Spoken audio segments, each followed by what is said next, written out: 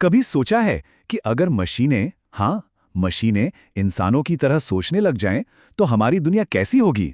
आज हम artificial intelligence यानी एआई के इसी कमाल के सफर पर निकलने वाले हैं। ये कहानी शुरू हुई थी बस एक सवाल से, और आज देखिए ये हमारी जिंदगी की हकीकत बन चुकी है। तो चलिए शुरू करते हैं ये सफर। सब कुछ, लिटरली सब कुछ, बस इसी एक सवाल से शुरू हुआ।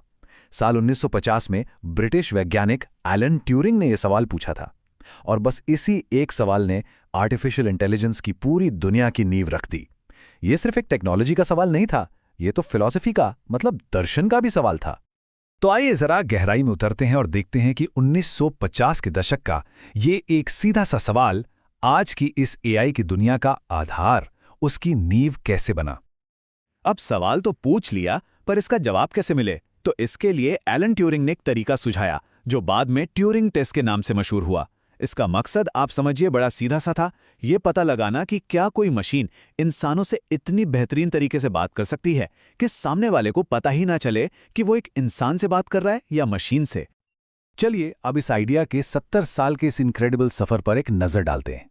देखते हैं कि कैसे एक छोटा सा बीज आज दुनिया को बदल देने वाली एक जबरदस्त टेक्नोलॉजी बन गया। एआई का ये सफर ना किसी फिल्म की कहानी जैसा है जिसमें उतार चढ़ाव दोनों हैं।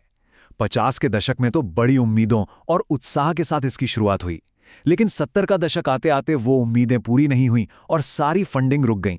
इसे एआई विंटर का नाम दिया गया, मतलब एक तरह का सूखा। फिर आया 90 का दशक और इंटरनेट के साथ आया बिग डेटा का दौर। यहीं से मशीन लर्निंग का जन्म हुआ, जहां मशीनें डेटा से खुद ब खुद सीखने लगी। और आज तो हम सब चैट जीपीटी जैसे जेनरेटिव एआई का धमाका देख ही रहे हैं, जिसने इस टेक्नोलॉजी को हर किसी के हाथ में पहुंचा दिया है। ये बदलाव कितना बड़ा है, इसे समझने के लिए कहीं दूर जाने की जरूरत नहीं है। चलिए पिछले कुछ दशकों में अपने भारत में ही हुए बदलावों को देखते हैं। 90 का दशक याद है? एसटीडी बूथ के बाहर लगी लंबी लाइनें और वो डायल अप इंटरनेट की एक खास ट्रिंग ट्रिंग वाली आवाज। और अब जरा आज के भारत को देखिए। हर हाथ में स्मार्टफोन है, एक क्लिक पर चैट जीपीटी से बात होती है और एआई से चलने वाले गूगल मैप्स हमें रास्ता दिखाते हैं। सच में ये दिखाता है कि टेक्नोलॉजी कितनी तेजी से और कितना आगे निकल आई है। देखिए, जब भी कोई इतना बड़ा तकनीकी बदलाव आता है ना, तो एक पैटर्न सा दिखता है।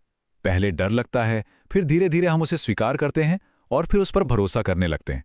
ये एक स्वाभाविक चक्र है। बहुत से लोगों को शायद याद होगा जब भारत में पहली बार एटीएम मशीनें आई थीं। लोगों में एक आम डर था, अरे ये मशीन तो हमारे पैसे ही खा जाएगी। आज सोचकर ये बात कितनी अजीब लगती है ना? एआई भी बिल्कुल उसी रास्ते पर चल रहा है।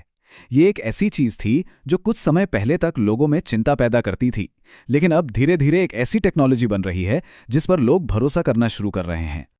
और यहीं से हम एआई से जुड़े सबसे बड़े और शायद सबसे जरूरी सवाल पर आते हैं, नौकरियों पर, यानी हमारे रोजगार पर इसका क्या असर होगा।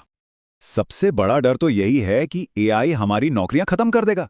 ये डर लाजमी भी है, लेकिन अगर हम इतिहास की तरफ देखें तो हमें कहानी थोड़ी अलग नजर आती है। जब कंप्यूटर आए थे तो यही डर था कि अब टाइपिस्ट की नौकरी तो गई, लेकिन असल में क्या हुआ? कंप्यूटर ने तो एक पूरी की पूरी नई आईटी इंडस्ट्री खड़ी कर दी और करोड़ों नई नौकरियां पैदा की। तो मतलब साफ है, इतिहास हमें यही बताता है कि टेक्नोलॉजी सिर्फ नौकरियां खत्म नहीं करती, बल्कि वो काम करने के तरीके को बदल देती है और ऐसे नए मौके, ऐसी नई नौकरियां पैदा करती है जिनके बारे में हमने कभी सोचा भी नहीं होता। तो इस 70 साल के शानदार सफर के बाद हम एक ऐसे मोड़ पर खड़े हैं जहां ये सोचना बनता है कि अब आगे क्या होगा। तो हम इस सफर को इसी एक बहुत बड़े सवाल के साथ खत्म करते हैं। क्या आने वाले 10 सालों में एआई इंसानों से भी ज्यादा स्मार्ट हो जाएगा? ये एक ऐसा सवाल है जो हमें एआई के भविष्य के बारे में बहुत गहराई से सोचने पर मजबूर करता है।